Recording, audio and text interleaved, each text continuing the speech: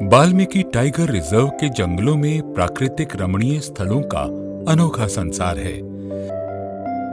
लगभग एक दशक पूर्व नेपाल की सीमा से संलग्न इस रिजर्व में जंगल के कुछ भागों में असामाजिक तत्वों का वास हुआ करता था। वर्ष 2005 से भारत नेपाल सीमा पर सशस्त्र सीमा बल के स्थापना से और राज्य के पुलिस के प्रयासों से आपराधिक तत्वों पर नियंत्रण हो गया। आज वैसे सभी इलाके अपराधी तत्वों से मुक्त हैं। यहाँ के वन्य क्षेत्र वन्य जीवों से पुलकित हैं और यहाँ पर्यटन की अपार संभावनाएं हैं। आश्रणी को 2 वन प्रमंडलों में बांटा गया है, जिसका पूर्वी हिस्सा प्रमंडल 1 और पश्चिमी हिस्सा प्रमंडल 2 है। आरक्ष के संवर्धन और सुरक्षा हेतु प्रमंडल 1 में मंगुराह, गोवर्धना और रघिया प्रक्षेत्र तथा प्रमंडल 2 में मदनपुर, वाल्मीकि नगर, गनौली, हरनाटाट और च्योटाहा प्रक्षेत्र स्थापित है। वाल्मीकि व्याघ्र परियोजना कुल 901.14 वर्ग किलोमीटर सुरक्षित वन रूप में घोषित है।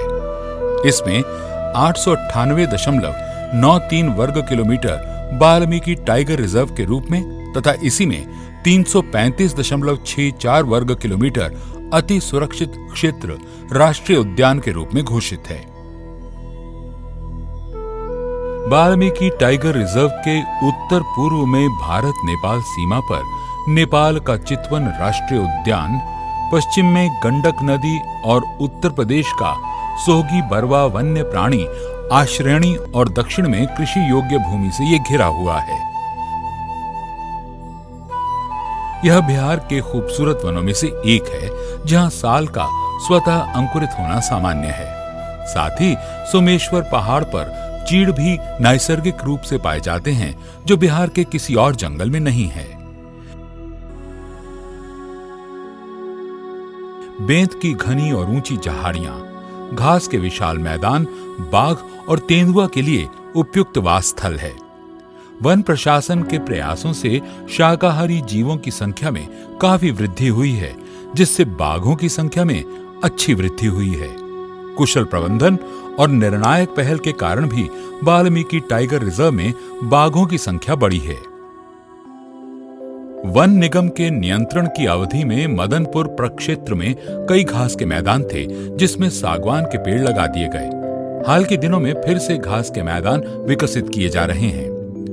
वर्ष 2012-2013 में मदनपुर प्रक्षेत्र में 27.75 हेक्टेयर नए घास के मैदान का विकास करवाया गया और कुल 180 हेक्टेयर घास के मैदान का रखरखाव कार्य किया गया। वर्ष 2013-2014 में 50 हेक्टेयर घास के मैदान का रखरखाव कार्य किया जा रहा है। घास के मैदान लगाने से शाक भक्षियों को भोज्य पदार्थ आसानी से उपलब्ध हो रहे हैं और उनकी संख्या में काफी बढ़ोतरी हुई है। यही शाक भक्षी प्राणी बाघ के लिए मुख्य भोज्य पदार्थ होते हैं, जिससे इनकी संख्या में वृद्धि होती है। वर्ष 2013 में वन्य प्राणियों की गणना में कुल 22 बाघों के होने के प्रमाण मिले हैं। वनों में घास के बेहतर वृद्धि हेतु माइकिनिया, फिनिक्स और अन्य खरपतवार को हटाया जा रहा है। हैबिटेट डेवलपमेंट में हम लोग यहाँ पे ग्रासलैंड मैनेज कर रहे हैं। ग्रासलैंड के साथ साथ अंडर ग्रोथ मैनेज कर रहे हैं। अंडर ग्रोथ मैनेजमेंट में जितना यहाँ पे एक फिनिक्स है, जो कि अनपैलेटेबल स्पीसीज है, और उसका अगर जितना बढ़ेगा तो जो खाने वाले ग्रास हैं उसको सप्रेस कर देता है, तो हम लोग उसको रिमूव कर सकते हैं। एक माइकिनिया वीड है, उसको हम लोग हटाते हैं, जिससे कि पैलेटेबल ग्रास बढ़े।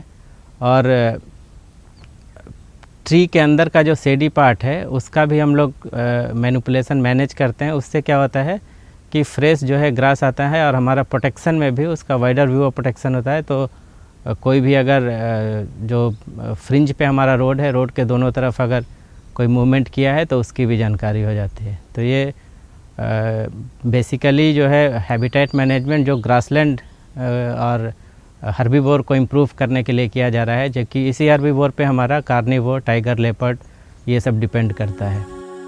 लगातार सतर्कता और वन्य जीवों के अनुश्रवण और वन्य अपराध की रोकथाम के लिए वाल्मीकि टाइगर रिजर्व के अंदर 27 एंटी पोचिंग कैंप हैं, जिनमें प्रत्येक एपीसी में 5 नवयुवकों की तैनाती की गई है जो वहां के स्थानीय निवासी हैं। इसके साथ साथ बाघों के अनुश्रवण के लिए 105 टाइगर ट्रैकर का नियोजन किया गया है।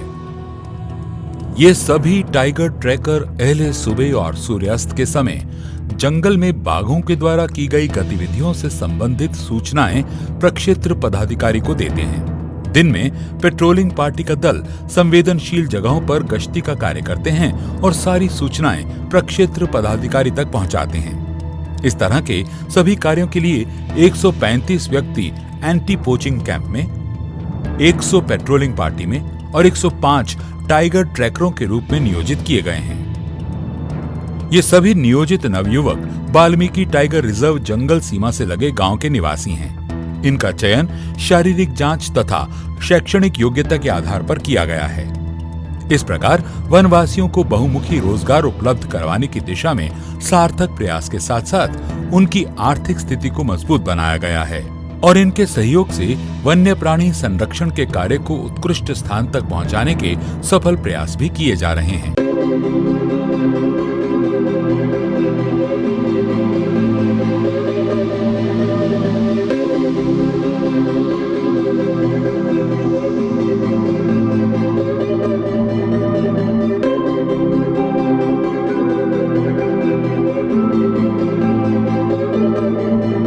वाल्मीकि टाइगर रिजर्व का क्षेत्रफल काफी बड़ा है। पर्यटकों को सुविधापूर्वक घूमने के लिए उनके पसंद और इच्छा पर जीप सवारी, एलिफेंट सफारी और बैलगाड़ी सफारी तयशुदा किराए पर निश्चित अवधि के लिए उपलब्ध कराए जाते हैं। यहां आने वाले पर्यटकों के लिए कुछ नियम भी बने हैं। पर्यटकों से उम्मीद की जाती है कि वे इन नियमों का पूरी तरह पालन करें, जिससे पर्यटकों की सुरक्षा सुविधा में और प्रबंधन कार्य में पदाधिकारियों को मदद मिल सके। जैसे सभी पर्यटकों को चाहिए कि वे वाल्मीकि टाइगर रिजर्व के गेट खुलने और बंद होने के समय का ध्यान रखें, शराब पीकर या शराब के नशे में घूमने न जाएं, जानवरों को तंग न करें या उन्हें चिढ़ाने की गलती कभी न करें।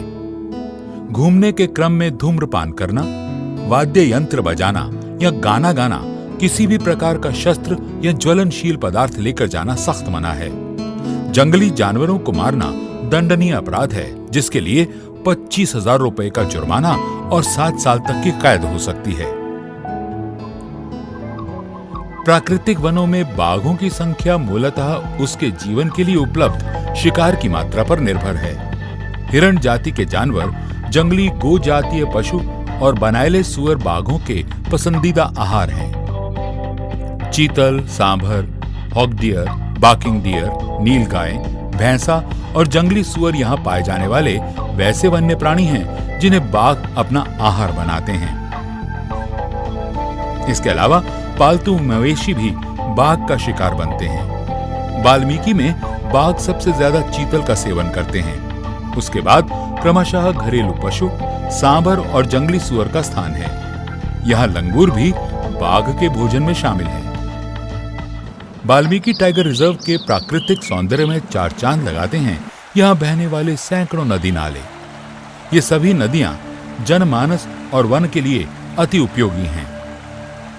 इनकी धाराओं को नियंत्रित करने और इनके बहाव से होने वाले कटाव से प्रभावित आसपास के गांव जो वन क्षेत्र के सीमा से सटे हैं, उन्हें बचाने और वनों के संरक्षण हेतु मृदा संरक्षण कार्य जैसे जलाच्छादन के तहत बोल्डर क्रीटिंग कार्य, जीओ बैग भरने का काम, गली ट्रीटमेंट और नदी ट्रीटमेंट आदि किया जा रहा है। वर्तमान में अधिवास प्रबंधन के उद्देश्य से मिट्टी और जल संरक्षण के कार्य बड़े पैमाने पर करवाए जा रहे हैं। गली प्लगिंग के इन कार्यों से भूजल स्तर बढ़ाने में मदद मिलेगी और गर्मी के दिनों में वन्य प्राणियों के लिए पानी की उपलब्धता रहेगी। इन उपायों से वन्य जीवों के लिए बेहतर अधिवास की व्यवस्था हो सकेगी। सॉइल और मॉइस्चर कंजर्वेशन, इस पे बहुत बड़े पैमाने पे भी काम चल रहा है। इससे न केवल मृदा एवं जल संरक्षण में मदद मिलेगा, अपितु जो यहाँ की जो पहाड़ी नदियाँ हैं वो बरसात के दिनों में बहुत तेज़ी से प्रवाह करती हैं और साथ में मिट्टी का कटाव बहुत तेज़ी से होता है। पिछले बरसात में पंडई नदी ने सोफा मंदिर के किनारे पूरा का पूरा एक तरह से सोफा मंदिर का अस्तित्व ही खतरे में आ गया था। उसी तरह द्वारदा नदी में उसने क्या किया कि अपने किनारे को तोड़ के लगभग 100 से 150 पेड़ जो है वो काट लिए, वो गिर गए। तो हम लोग का अभी दूसरा मेजर काम चल रहा है कि रिवर ट्रेनिंग, जिसके माध्यम से हम लोग स्पर बना के उसके बाद जियो बैग के माध्यम से हम ये प्रयास कर रहे हैं कि नदी का कटाव को नियंत्रित कर सके। वाल्मीकि टाइगर रिजर्व के इर्द गिर्द लगभग 150 गांव हैं, जिनके निवासी चारे और ईंधन के लिए कमोवेश टाइगर रिजर्व पर आश्रित रहे हैं।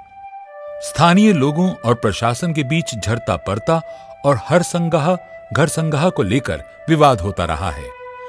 टाइगर रिजर्व की घोषणा के बाद विभाग द्वारा इन सभी पर रोक लगा देने से असंतोष बढ़ा था, लेकिन अब वन्य जीवों से होने वाले क्षति की पूर्ति के लिए मुआवजे की शीघ्र भुगतान की व्यवस्था से लोगों में उम्मीद जगी है।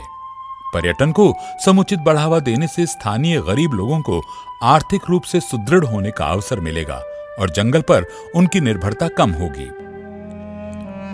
वनवासियों के वैसे धार्मिक स्थल जो वन क्षेत्र के अंदर स्थित हैं, उनसे अटूट धार्मिक लगाव को देखते हुए वनवासियों की भावनाओं को समझकर उनके साथ सामंजस्य बनाते हुए टाइगर रिजर्व के वन क्षेत्र सुरक्षित रखने हेतु कुछ नियम बनाए गए हैं। जैसे सूर्योदय से सूर्यास्त तक धार्मिक स्थलों का दर्शन किया जा सकता है। धार्मिक स्थलों पर दुकान लगाना और ध्वनि प्रदूषण पर सख्त मनाही है।